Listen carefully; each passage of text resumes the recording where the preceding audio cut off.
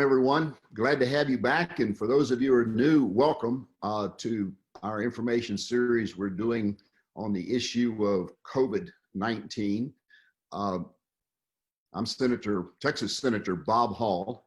I'm here with some new friends that I've recently met that are all a part of the Association of American Physicians and Surgeons, the premier medical organization that actually believes in what doctors are supposed to be doing is treating patients, not being pawns of the political system. And so they're here to talk to you about what they know so that you get firsthand from the doctors on what they're seeing happening out there and where we should be going. And just to put this in perspective, remember, we started all of this back in March when we were told that we could expect about 750,000 Texans dead by August, maybe 2 million Americans. We're dealing with a virus that we'd never seen before that was highly infectious. It was an equal infecting virus that didn't matter what your age, what your sex, what your race was, health conditions, everybody was equally susceptible to it. And it probably had a death rate of 7% or maybe even higher, and that it was going to take extraordinary measures to get through this. Well, we are now 5 months into this, and we now know based on the facts that none of what was said as the parameters for starting this was true. We've only had in Texas here a little over 12,000. Now 12,000 is a serious number, but we're also learning, and what CDC has recently said, that 94% of those had at least had an average of 2.6 underlying morbidities, and were with people who had a life expectancy that was somewhere in the 4 to 6 months range with where they were in age and what they had. And so let me back up just a minute. The other thing that we were told when this all started was that there was absolutely no medical treatment, that we were going to have to figure out how to get through this with no medical treatment, which put us in the position that our offensive strategy was just hope. Hope we could get through this. Lockdowns, wear your mask, isolate, and hope the COVID goes away. Well, Ronald Reagan was right. Hope is no strategy. And so it is time that we start talking about a meaningful strategy that will actually go on the offense and get us out of this. And so now that we're 5 months into it, we know that the initial parameters were not true. Many of them were outright lies, and there have been numerous attempts, many of them in an official capacity, to mislead the people in terms of the medical treatments that are out there. We've been misled, particularly on one of the major ones, hydroxychloroquine, which turns out worldwide to have been extremely effective by those countries that allowed it to be used. And yet here in the United States, we still have the medical folks in the government bureaucracy positions that are doing everything they can to keep us from using it. And so today we're going to hear from some folks who actually know what's happening, what's going on. And so I'm going to turn it over to introduce who we have with us. The lead is Dr. Chris Held, who is the president of the American Association of Physicians and Surgeons. We have Andy Schlafly, who is a legal counsel. We have Jeremy Snavely, who is the business manager. And we have Dr. Gene Orient, who is the executive director and managing editor of their news journal. And so we have some folks that really know what they're doing. So Dr. Held, would you please tell us about what you know and where we need to go with this? Thank you so much, Bob, for having me. And I'm a fellow Texan, and I'm so appreciative that we have state senators like you. You are a blessing to our state, and I'm honored to be here with you. Thank you so much. And I'm equally honored and more than honored to be with Andy Schlafly, our general and legal counsel, and Jane Orient, our amazing executive director. You know, so here we are. I'm from San Antonio, Bexar County, and I'm 6 months into the 15 days to flatten the curve.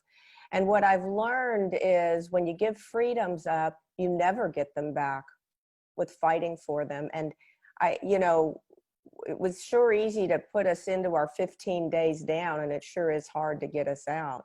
going into Labor Day weekend here in San Antonio and Bexar County, based on numbers, as you've alluded to, Senator, that are, you know, a lot of our data, instead of being very meaningful, has become a means of manipulation.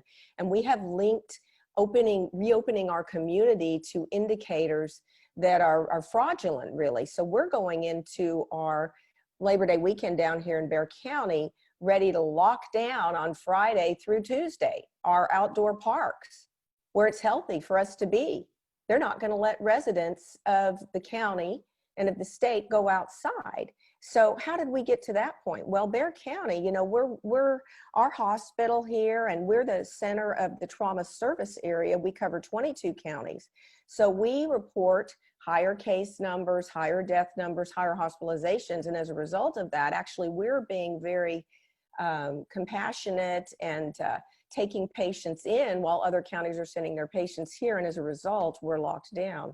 Now, one thing they're doing, you know, you look at these curves that they show us, Senator, and they've been doing something, and there's a really, really good person that everyone should look at. If you're on Twitter, follow Ethical Skeptic. It's a brilliant ethical statistician who's shown us now, when we're coming to the end of what's a normal virus curve, that we're really approaching the normal end of the virus. We're getting herd immunity. We should be opening back up, but they're doing something calling legacy data laundering.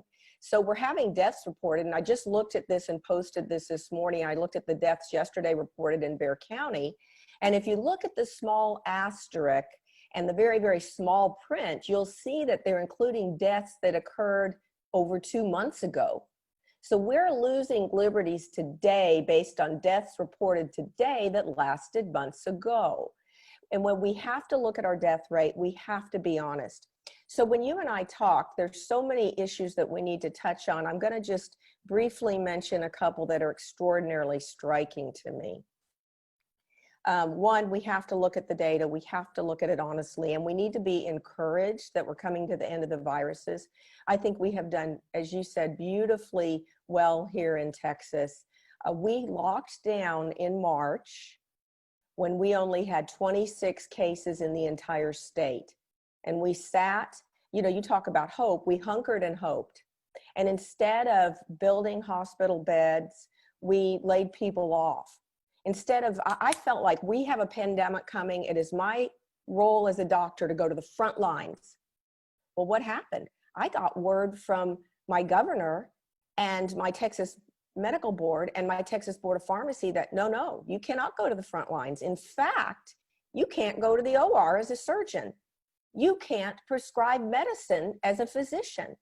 I was shocked. This is 100% counterintuitive to what we do as a physician. It's like the forces, the enemy's coming, and we tell our frontline military guys to hide under their cover because they might get hurt until the military marches through the town square and captures the flag. So this was completely counterintuitive to me.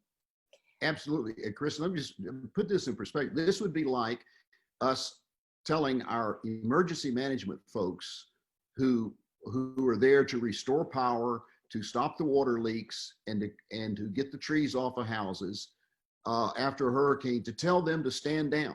That you know, we've had a disaster, but no, you emergency management, you guys stay home. That's what we did with this, and you put that beautifully. And that's something I make people understand is this was a medical emergency, and yet we had coming straight from our government. All medical professionals stand down, stay at home, get out of the way. Oh, you can put the people in the hospital and give them a comfortable place to lay. And if they need a respirator, let them have that. And they need to move them to a ventilator and then put them in a hearse and send them out here so we can get another and collect your $100,000. It's insane. I'm sorry. I just wanted to make sure people understood how absurd this basic premise is, that here we are in a medical emergency and doctors are told to stand down. Well, and not just told to stand down, but threatened with loss of licensure. And in fact, with that initial disaster proclamation that spawned all of these executive orders, physicians who did something that a politician or a bureaucrat or an appointee of the governor deemed was not emergent were suddenly subject to 180 days in jail and a $1,500 fine for violating an executive order, rather than saying, here we are, your physicians, we've researched this, we know about some existing medications and science that can be repurposed, we can be out there, we can protect our people. Those of us that tried to do that, and I have colleagues, and you know them, and everyone on this Zoom call knows of highly respectable, incredible surgeons and physicians that are currently being investigated by the Texas Medical Board in all irony. So here we are 6 months later, and you know, now if you look at the CDC, you alluded to this, Senator, we have excess deaths. You can look at what's happened the last several years. And, you know, do we have more deaths now this year because of coronavirus? We certainly did at our peak.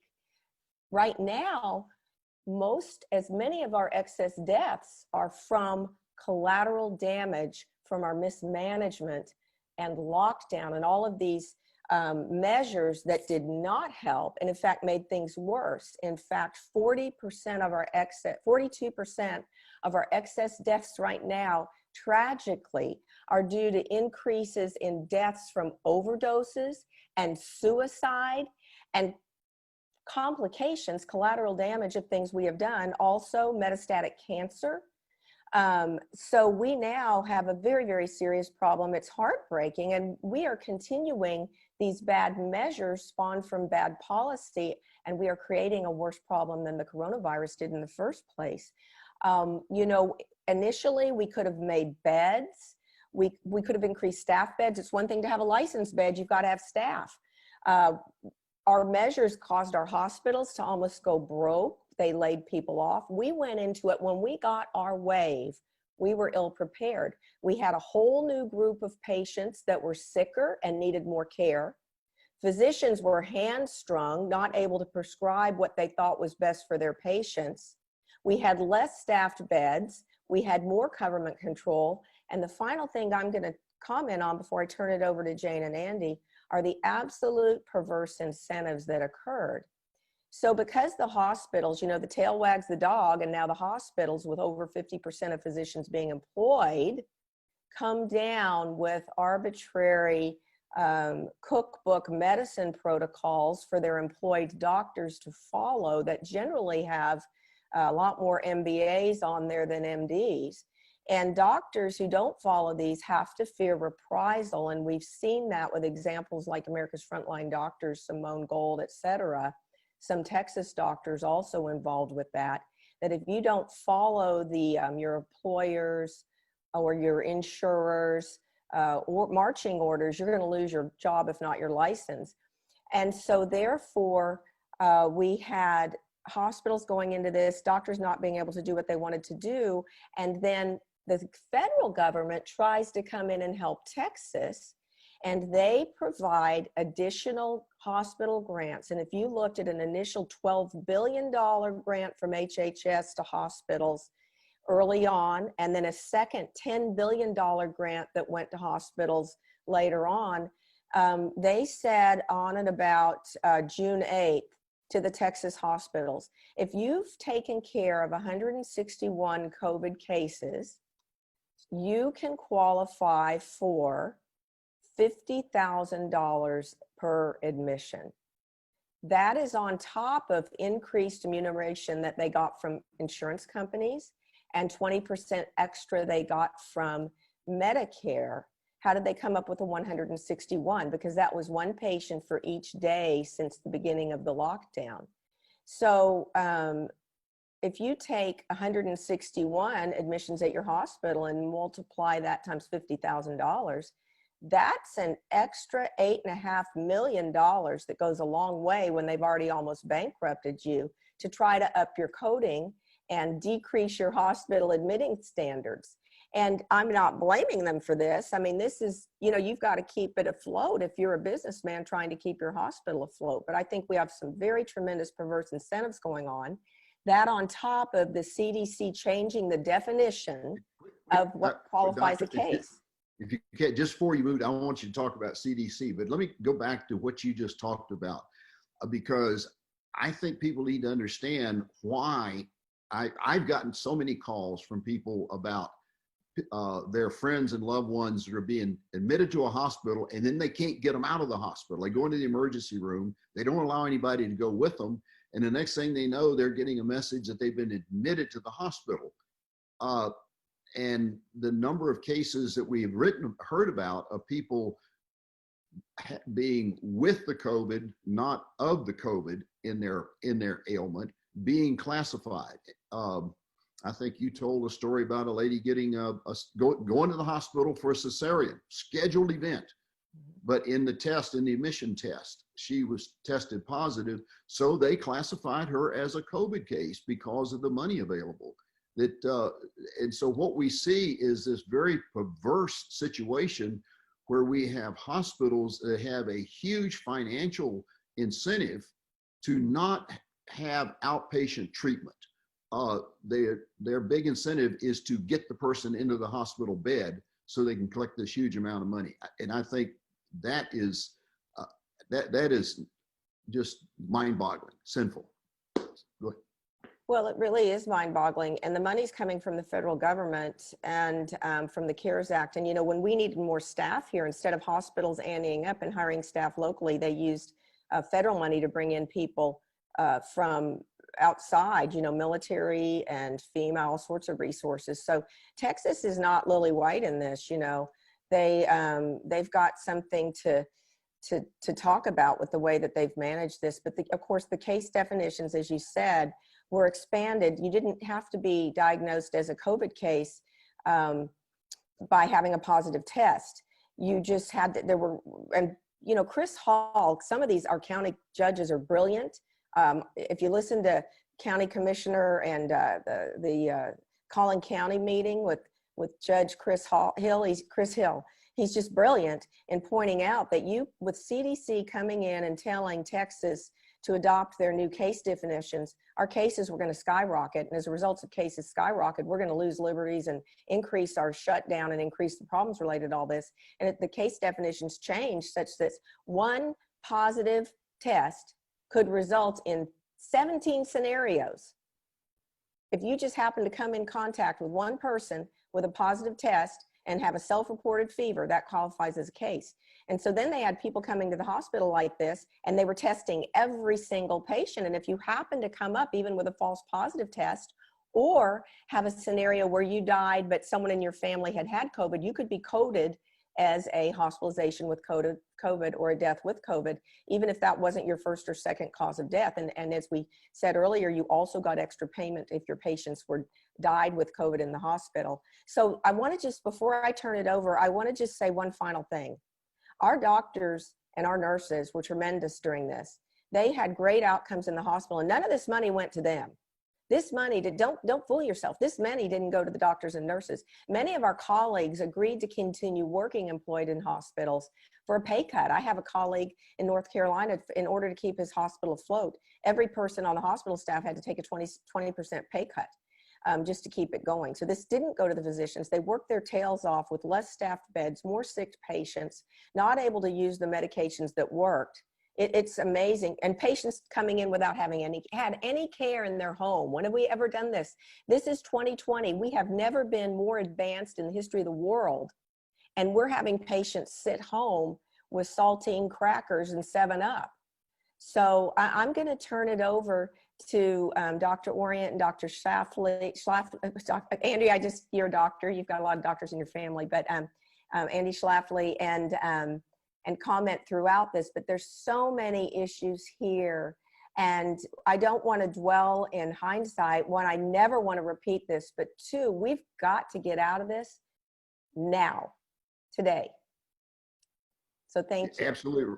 Yeah, absolutely right. And what I'd like to do is, if we don't get it covered, I'll circle back to you so that we can talk about the issue of advisors that are involved in this. Who is giving the advice? Who is leading this from a standpoint of giving medical advice that has resulted in what we're doing? We had some interesting conversation Sunday on that. I'd like to come back if it's not covered otherwise. But in the meantime, welcome, Andy.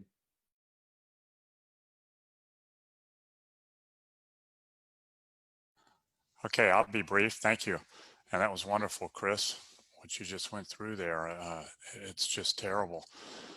The atrocities by government here and interfering with care and overreaction and exploiting the crisis. Here we can be mindful of that famous quote, never let a crisis go to waste. And that's really what the liberals are doing here. And Representative Hall, really appreciate your comments. They were all spot on about this.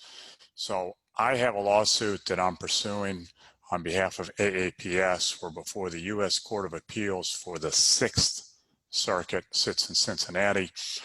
I filed papers on Monday, I filed papers on Tuesday, and we're trying to get an order by that appellate court for the FDA to release the hydroxychloroquine stockpile. They have more than 60 million doses there. We learned last night it may be more than 100 million doses of hydroxychloroquine, which is an effective prophylactic and early treatment for COVID, and yet Americans cannot get it. So Bob, you there in Texas, if there's anything you can do to sort of open up access to hydroxychloroquine there in Texas, particularly for prophylactic use. So that's how it's being used in foreign countries that are so successful in overcoming COVID. In a country in Central America, they're actually going door to door with this inexpensive medication, just urging people to take it, and that's how they're defeating it. Yet here in the wealthy United States, where our mortality rates are among the 10 worst in the entire world, among countries with substantial populations, we can't get it. And instead, we're being told to go to the hospital. We just heard Chris talk about being admitted to a hospital when you don't want to. You get on a ventilator and realize, Bob, that most of those ventilator patients die. That ventilator doesn't save you. You hear about a friend going on a ventilator for COVID, that person's going to die. That's what happened to Herman Cain. We all knew Herman Cain. I knew him personally. Bob, you probably met him or attended some of his talks. He spoke out in favor of hydroxychloroquine. He got COVID, perhaps from a Trump rally even. He could not get hydroxychloroquine, apparently.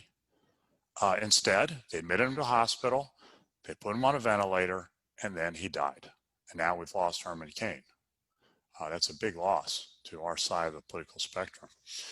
So the things you could specifically do, Bob, is get some public officials there to endorse hydroxychloroquine for prophylactic use. So we could take it and go to a football game, go to a religious service, go to school. That's where we need to be. Hydroxychloroquine for prophylactic use. That's what you do. If you go to Africa, you can get it for prophylactic use against malaria. It's been used that way for 65 years. The other thing, Bob, is if you know some of these key players in DC, and you may not, because obviously you're focusing on Texas, but Dr. John Fleming, who is a congressman in Louisiana, he's apparently a medical advisor in the White House, supposed to be on our side. Conservative background, standard positions, pro-life and so on, and yet he is blocking access to hydroxychloroquine. He's the obstacle there, right in the White House, who's preventing access to hydroxychloroquine from being opened up. Dr. John Fleming. So you may know him, or you may know people who know him. I've worked through some of my contacts. I talked to my who know him. And they're like, oh no, John's with us. John's with us. He's a good guy. Good guy. I've known John for 20 years.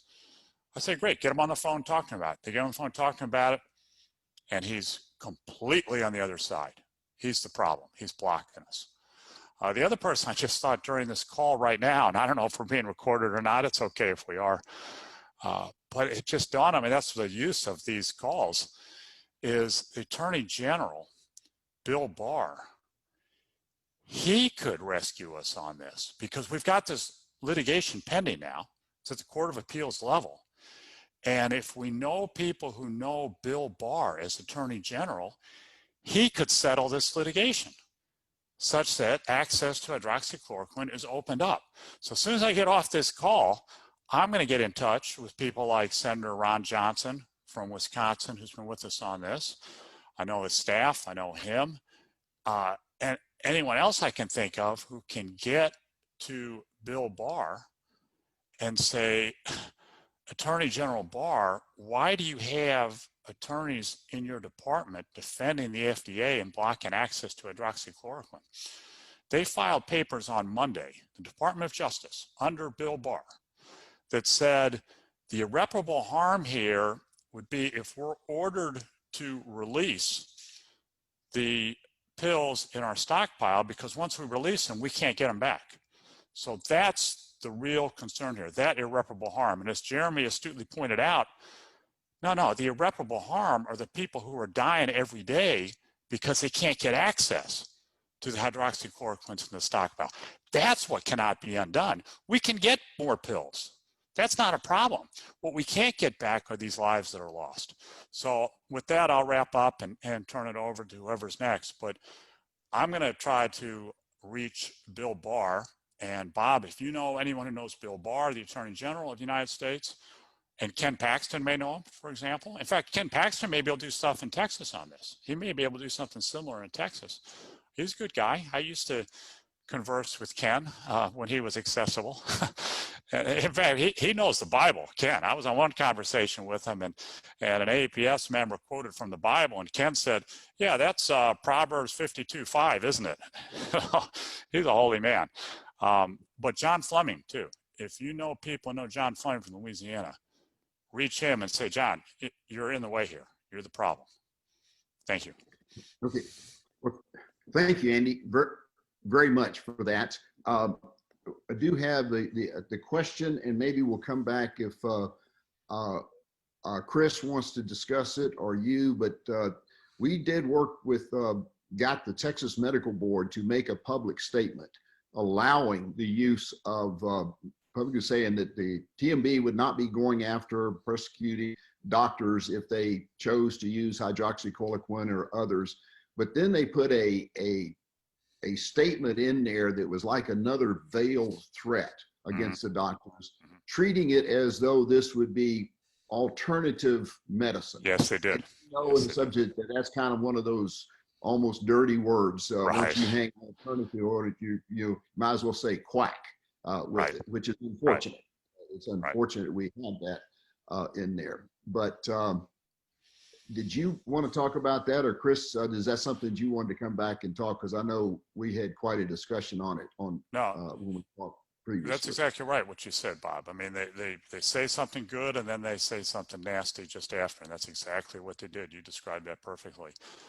I will say that if you push for prophylactic use, you get past a lot of that. And if you could get the Texas Medical Board to say that prophylactic prescriptions for hydroxychloroquine are perfectly acceptable, that would be a game changer. So that we could then, so when we want to attend the Dallas Cowboy football game, and Dallas Cowboy fans would do this, you take your hydroxychloroquine, you go to the game, and we would change this whole crisis.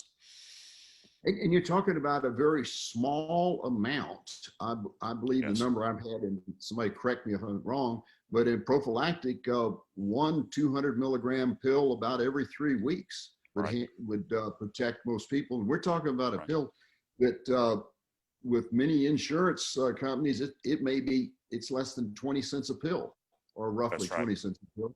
And without it, it's incredible. I mean, it is a dirt cheap.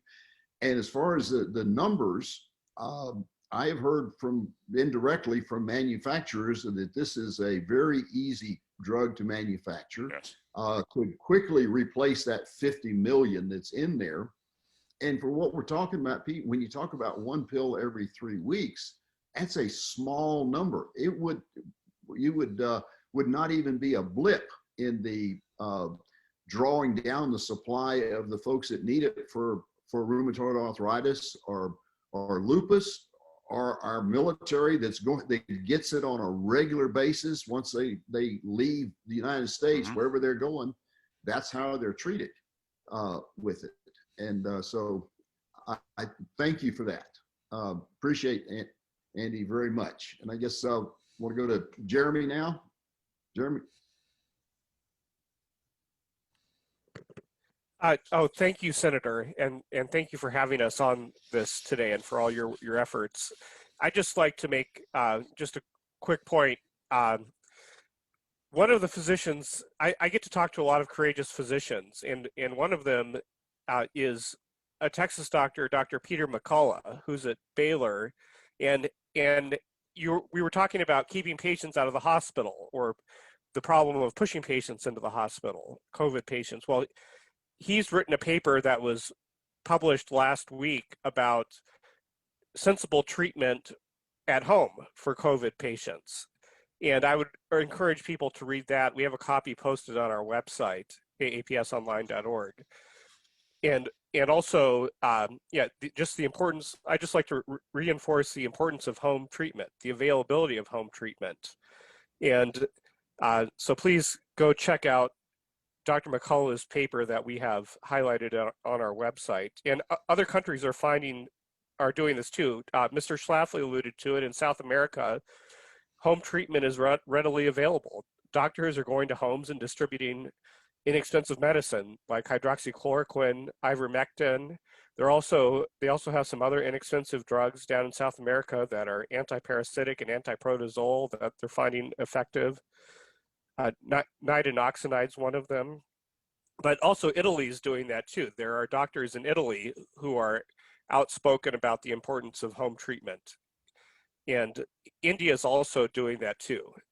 So that's all I'd like to say. I'd just like to save the time for the doctors on the call and Mr. Schlafly, but those are the points I wanted to make. And I'd just like to thank you, Senator, for your courageous work on this. Thank you very much. Well, thank you, Jeremy. And you're dead on about the issue of the home treatment. And it's something that I brought up, I think it was in about the second week that we had our legislative phone calls with Health and Human Services, as I was beginning to learn a little bit about what was going on. And it became pretty obvious that one of the major things because of people with underlying conditions being so susceptible in the elderly, that it was the low immune system, somebody's immune system that was pretty well compromised or weak. And so on the call, I brought up the issue of why aren't we helping people with this, helping them understand if they're overweight, knowing that diabetes and overweight, obesity were things. Talk to people about this, get some of the weight off and start building up your immune system, just like we talk about doing for the winter for colds. And brought that up, talking about vitamin C and A and D and E and others. And they literally laughed me off the phone, blew it off. Like, that's the dumbest thing they'd ever heard anybody say, you know. And who was I to say that? You know, I'm just a politician. I'm not a doctor. And so I just thought that was amazing when, as we move into this and more we learn that healthy people, and particularly our kids who have a different health system, something I didn't know before, but that makes them pretty much immune to it. There are T-cell issues with them, puts them in a whole different category, and pointing out that keeping elementary school children 15 and under out of school, it makes no sense at all. As a matter of fact, one study I saw said that a child under 15 is 4 times more likely to die from a lightning strike than they are of the COVID. And I think the data that we're into this, it supports that in there. So I'm glad to hear you're bringing up and talking about the home treatment, because there's not a lot of money to be made in that. And I think we're going to find when this thing shakes out that the money that's has been a big driver in this. So Jamie, thank you. And now let's go to Dr. Orient. Before Jane starts, Senator, that's exactly right. The money has distorted this so much. And that's why you see the FDA push for vaccination and remdesivir. Most people aren't aware of it, but these government officials are allowed to own interests in the patents that are being pushed by their department. That's why we have all these conflicts of interest in this particular field of law, because of a federal statute. They're allowed to actually have a financial stake these government officials who are making decisions. And that's what's distorting this. Hydroxychloroquine, there's no money to be made there. But in patents and remdesivir, there are billions to be made. Absolutely. And I'm glad you brought up remdesivir, because I think, Dr. Fossey's standard answer about hydroxychloroquine is, there are no clinical studies to support the effectiveness of it. Well, my gosh, what I read and learned about it, there is zero data to support remdesivir in there. And the big difference between it and hydroxy is remdesivir is an experimental drug. And all of a sudden it gets pushed to the forefront as though it was going to be something great. And I'm hearing from doctors that are willing to talk about it that it's a dismal failure, that it's not doing much good at all. So I think we're going to find that a lot of people have talked out of both sides of their mouth, and I agree. I think we're going to find a big pile of money is what's driving this. Anyway, let's go to Dr. Orient now. Good morning and welcome. Good morning, Senator Hall. Thank you so much. I don't have too much to add to what everyone else has said, except to say excellent what they said. You did point out at the beginning that we have had many, many fewer deaths than were anticipated. Unfortunately, I think the government's going to try to take the credit for this. We locked down the economy, we wrecked your business, we destroyed our prosperity, but we saved all of these lives that otherwise would have died by lockdowns. And yet, if you look at data from around the world, lockdowns don't do anything except cause devastating harm from collateral damage. Adult governments are still trying to force us to do things like masks. Now that the all-cause mortality rate is about down to normal, they're making us all wear masks. I'm afraid at my gym, which is just now being allowed to open, somebody may drop dead from exercising with a mask, as has been happening. I carry around my CO2 monitor, and most masks have behind them a CO2 level that would get you shut down by OSHA if that were in your place of business. So yeah. So it's very difficult to fight this. It seems astonishing that all of these bad diktats are coming all over the place, and people are not thinking of this spontaneously all by themselves. I think there's a lot of central planning involved in this, very influential people in the government who have a huge influence, as with the hydroxychloroquine. It's hard to figure out exactly what's going on. We were on a call last night with Dr. Fleming, and I asked about the hydroxychloroquine, and he said, it's not the FDA's problem. The state pharmacy boards are doing all that. It's been approved. Doctors can prescribe it. Never mind that they really can't most places, and patients can't get it. It's kind of this plausible deniability. It's not our fault. And yet, I think we have reason to believe that John Fleming is one of the handful of people that is preventing the government from reversing this policy. I think certainly conflicts of interest with very expensive remdesivir, or this push toward very expensive vaccines, some of which I think have to be stored at liquid nitrogen temperatures and shipped. How they're going to ship those to Africa is a big problem. But all of these interests are conspiring against the doctors and patients.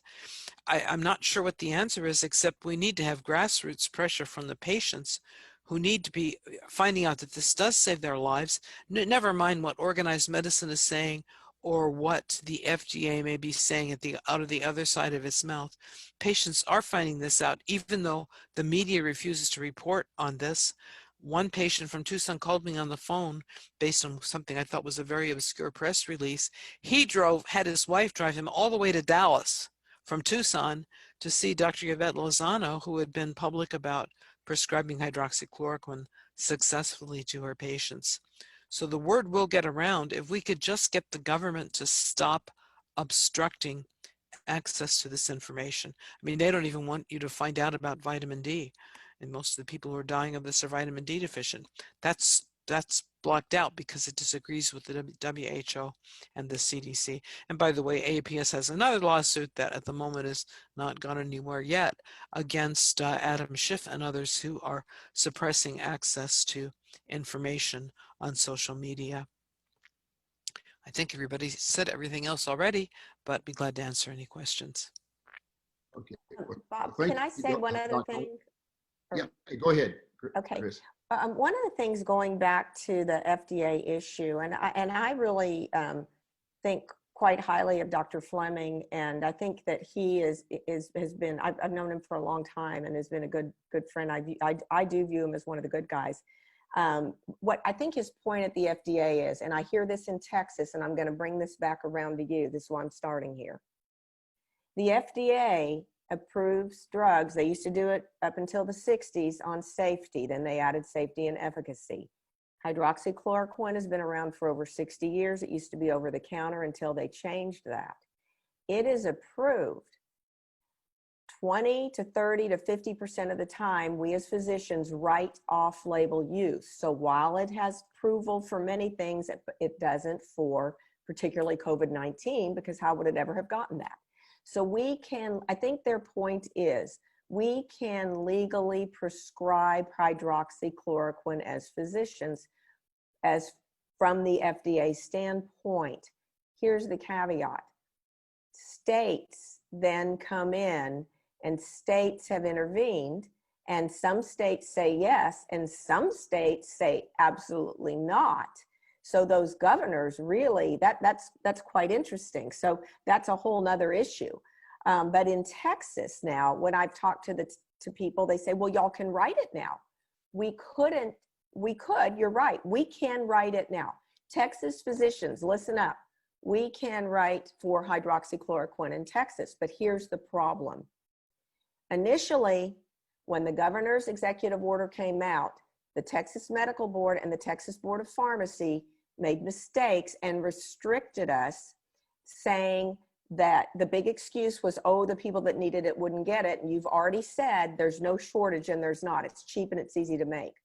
So they backpedaled. They come out and said, okay, we won't do it anymore. Y'all can write for it. But it goes back to what you said and what they tried to do to you, Senator Hall. They stigmatize us. They've stigmatized us. They've made us seem quacks or fringe if we try to do it. Those of us that are employed lose risking our job, fear reprisal, getting fired, getting censored, getting shut down by doing something very legally and ethically.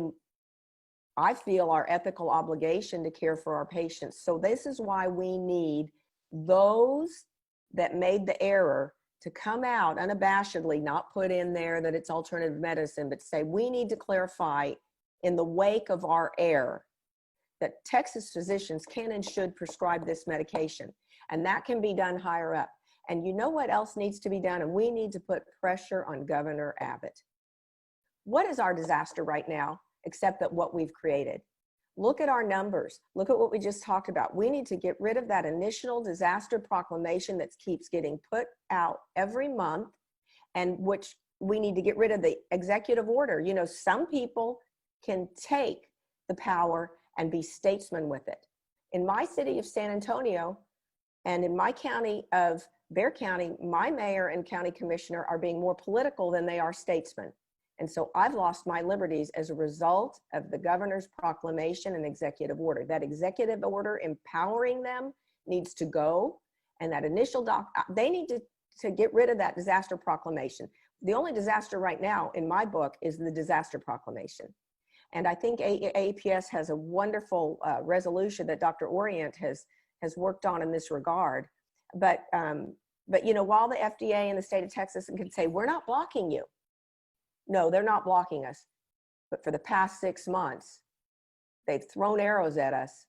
And any of us that try to do anything about it face a heap of trouble. So I'm done. Off my soapbox. One other thing we might add is that the Emergency Powers Act, passed back in the early 2000s, is a big problem. It empowers governors to assert this dictatorial power as soon as they make a declaration of an emergency.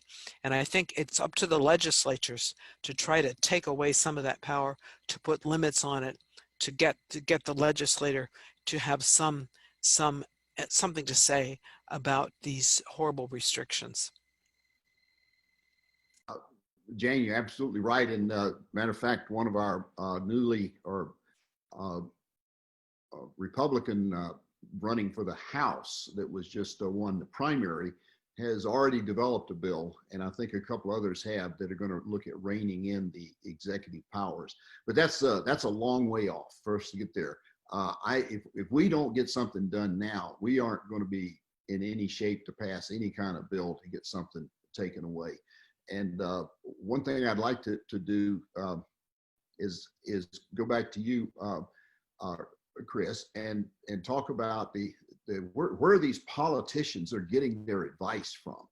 I know our Governor Abbott has said that when I looked at his team that he'd put together, 36 people, I couldn't find a doctor in that bunch. There were no doctors there.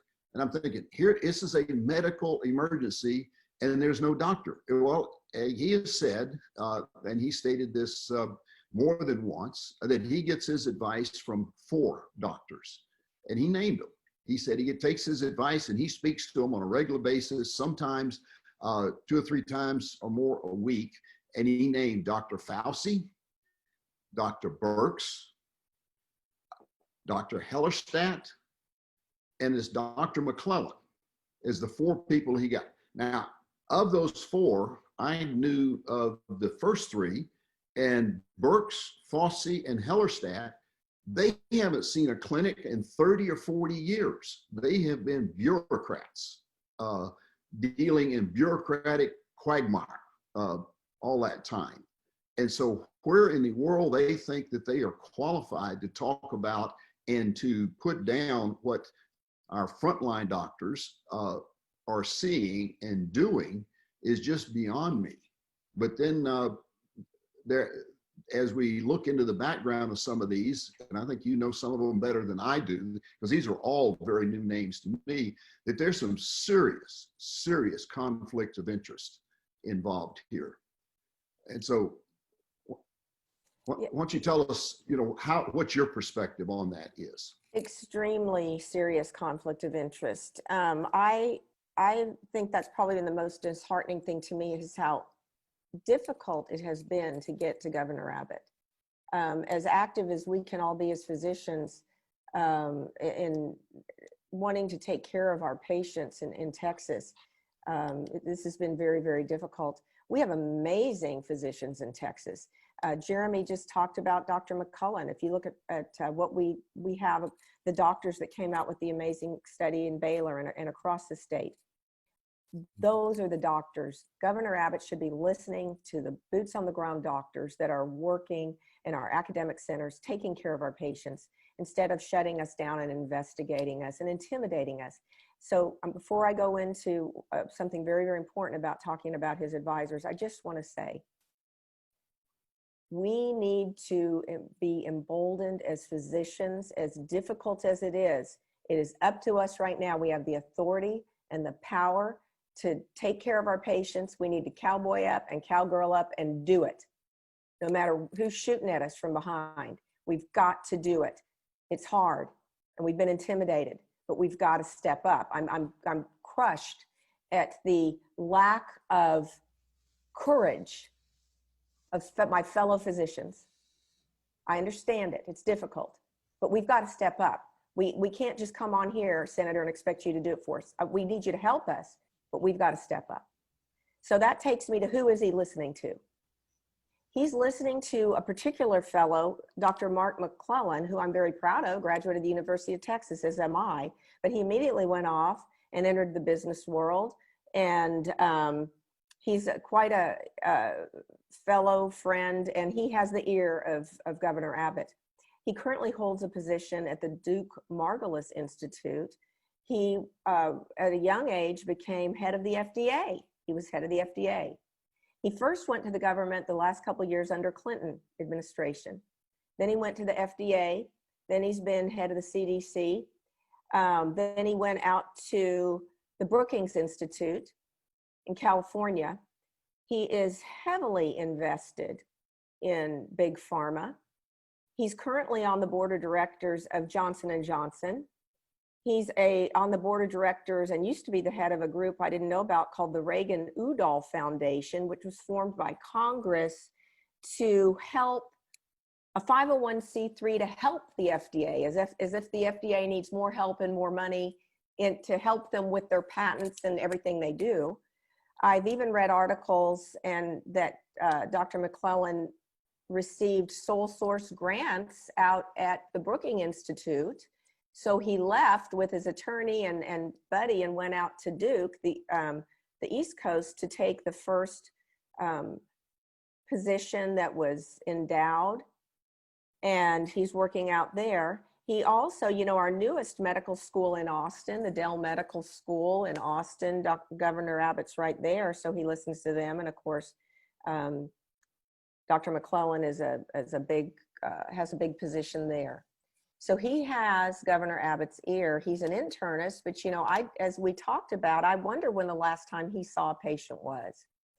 So when I look at a lot of the things that Big Pharma is doing, Johnson & Johnson, we've all talked about them, the big money, the failure to disclose your interests. You know, most of the time when you put grant money out there, there's competition for it.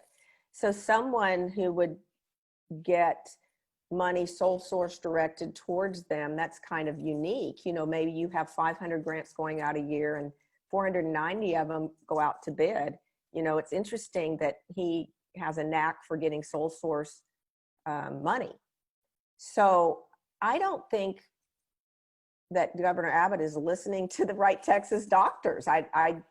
He's got to listen to the doctors that are taking care of patients, not doctors that are taking care of big pharma, big insurance, big government, and people that don't believe like we do. We are Hippocratic physicians that believe in the sanctity of life. We don't believe you're too old, it's time to go. We believe let's use what we've got to treat you at home. Let's use our brains, let's use our minds. We're resourceful. We've always done that in Texas. We haven't criminalized that. They've criminalized us. And I don't appreciate it. And I think Texas doctors now have to get out there, and I'm very thankful for you for giving us this opportunity to talk. And I'll turn it over back to you all and see what y'all have to say about that. Yeah, Senator, if I could pick up on Chris's comments there. And I know, Senator, you're a tremendous advocate for the pro-life side. This is a pro-life issue. And what we've got are these medical advisors to Governor Abbott, to President Trump, to people in the White House. They'll say they're pro-life if you're talking about what that traditionally means, but they're all part of the medical establishment, and the medical establishment, organized medicine, is not pro-life. And as I wrote in the brief that I filed on Monday as a petition for rehearing en banc by the Sixth Circuit, petition for initial hearing en banc. And I said the FDA is not a pro-life organization. The AMA is not a pro-life organization. So when you look at these doctors who are advising these politicians, not only are they generally not practicing physicians, but they're not part of pro-life organizations either. They're part of organizations that are anti-life. And a lot of the medical establishment makes money off of people dying. They just do. They don't make money off healthy people. They don't make money off of hydroxychloroquine. They make money by putting people on ventilators and watching them die. Okay, Herman Cain was in the hospital for a month. He was on a ventilator for a while, and then he died. And the hospital made a lot of money off that. And that's maybe sound a little cynical, but that's the mindset we're dealing with. And I think if we explain that this is a pro-life issue, and if you're on the wrong side of this issue, you're not pro-life. And I think that may be worth developing that approach to this. And you look at the countries that are successful in defeating COVID, they are pro-life countries. Countries like El Salvador, countries like Poland, the Philippines, South Korea. These are all pro-life countries. And they're the ones that have had the right approach to this, a pro-life approach. Keeping people out of the hospital, preventive care, that sort of thing, saving lives rather than watching them die on ventilators.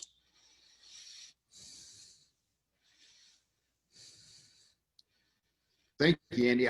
You're absolutely dead on the target with that one. You're absolutely right. This is a pro-life issue because we have seen roughly 12,000 people here in Texas die unnecessarily, or at least 80%. I'll give them credit. 80% of those, the blood of those deaths are on the hands of the bureaucrats that some of them have called themselves doctors. They may have had the title given to them, but people in position to oppose the things that you guys could do as doctors in healing people have stood in the way of it. You know, it's just like in our legal system. If three of you get together and decide you're going to, people get together and decide they're going to rob a store, and one says, I'm not really sure I want to do that. It's, oh, you just drive the car. I'll go in and rob the store. And the other says, I don't want to do that. Well, you just stand outside and you watch to make sure nobody's coming. And so the third one, who's really the bold one, goes inside and it goes awry, and he shoots and kills somebody on the inside. Well, when they're captured, the person who was driving the car and the person who was standing outside didn't want to get involved, but they were complicit. They are as responsible for the death of that person as the person who pulled the trigger on the gun. And so these folks that have died because because of these bureaucrats like we have at Health and Human Services and the Texas Medical Board and the Texas Pharmacy Board, the FDC, the NIH, the CDC, WHO, and all of these other organizations that stood in the way. I mean, they didn't just stand by, they stood in the way. And there's a big difference between standing by and standing in the way. But they stood in the way, and they are just as responsible for their deaths as the person who stuck them on the ventilator or whatever else they did to not give them what they could have gotten for them to be able to get through this thing. And so that's what's being overlooked. I think we have people out there that are making these decisions that think, well, it's okay, it's not my fault, it's somebody else is doing it. No, every person that has been out there, every person who has badmouthed or said something derogatory or didn't say something positive. You know, Bonhoeffer was credited with making a statement, and some people said, well, he never really made the statement. Well, it doesn't matter whether Bonhoeffer made it or not. To not speak is to speak. And God will not hold those guiltless who remain quiet. And to not act is to act. And that's exactly what we have here. Those who are not speaking up are just as guilty as those who are speaking against. And Dr. Held, you're absolutely right. It's time for all of the doctors to man up, woman up, put on their adult pants and get out there and do what they're supposed to do. You took a Hippocratic oath to do no harm and to heal people. You didn't take an oath to be a sterling bureaucrat, to only do what Washington tells you to do. You're out there to do what you know to do. And the common practice we've had, it's always talked about, you have someone, whether it's an injury or an ailment, you're treating the patient. You're not treating the symptom. You're not looking up and say, what do I need to do to stop the bleeding? You know, there's lots of ways to stop bleeding. I learned that back in the Boy Scouts and in the military, and what you do in emergency situations. And we could tell a number of stories about you innovate, adapt, and overcome. And that's what we have failed to do here. And it was there. We could have innovated, we could have adapted, we could have overcome. And if we had done that at the end of that first 2 weeks, we could have been back to business as usual right then. Just like what we ought to be doing right now, treating this like what it is, and that is some variation of the flu, that if you get it, go home, and come back when you're well. Everybody else stay in your seat and do your work, whether you're a teacher or a student or in an office. If you're sick, stay home. And we would be just fine through this. So anyway, I want to thank y'all so much for coming on. I know we've got a lot more here. I know you've got a lot more. There are other aspects of this, and I hope we'll come back here shortly as we move forward and learn more. Because we talked a lot about hydroxychloroquine, but what are we finding now? There are other medications out there that some doctors are saying that are working. And these are very credible doctors that are saying, hey, this works on some patients. And I've talked to doctors that says, I need to treat the patient. And hydroxy may not work with one, but this ivermectin or doxycycline or budesonide, the nebulizer, when it's working with people, you don't need a clinical study for it. Primary purpose of the clinical study is to be so the pharmacies can have an excuse for selling a $1 pill for $10 or $100. So thank you guys so very much. God bless each and every one of you. Look forward to continuing our relationship here and helping to keep the people informed. Anyway, for those of you who tuned in, thank you for being here again. Appreciate this. Pass this video on to everyone else. Everybody in Texas and America needs to see what the truth is. And this is what's been spoken here today, the real truth about the COVID and what we need to do in this medical so-called disaster that we're in. In the meantime, God bless you, God bless Texas, and God bless America.